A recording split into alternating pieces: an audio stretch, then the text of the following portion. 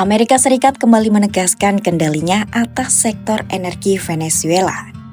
Presiden Amerika Serikat Donald Trump baru-baru ini mengumumkan Venezuela telah menyetujui skema di mana dana hasil penjualan minyak mentahnya hanya boleh digunakan untuk membeli barang-barang AS.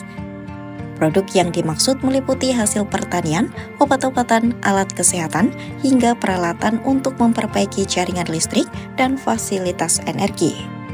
Hal itu disampaikan Trump dalam postingannya di platform Truth Social pada Rabu 7 Januari 2026.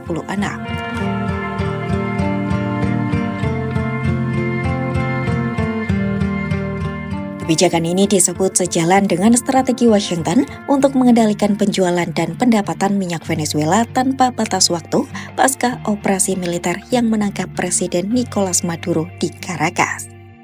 Menurut Wright, kontrol penuh itu diperlukan untuk menstabilkan ekonomi Venezuela sekaligus membangun kembali sektor migas Caracas setelah mengalami penurunan produksi selama puluhan tahun.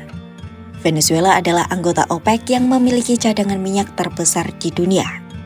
Namun negara itu hanya menyumbang sekitar 1% pasokan minyak global.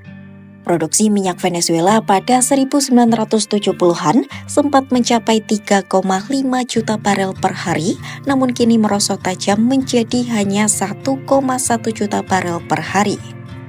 Menteri Energi AS Chris Wright menyebut seluruh pendapatan minyak Venezuela akan disimpan dalam rekening yang dikendalikan pemerintahan AS pada bank-bank internasional.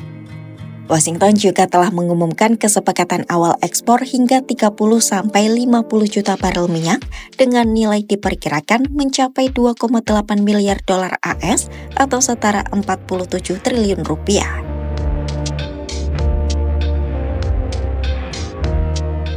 Di sisi lain, pemerintah Venezuela menolak kebijakan tersebut dan menilainya sebagai perampasan sumber daya nasional.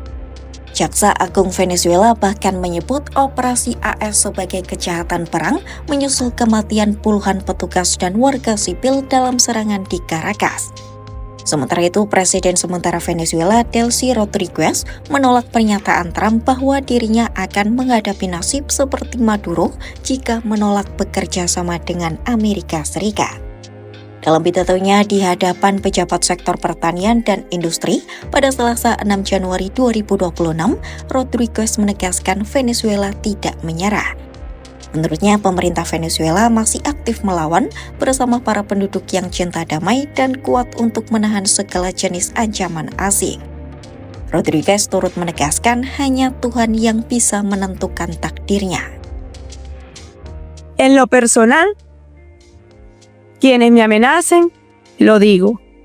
Mi destino no lo decide, sino Dios. Esa es mi respuesta.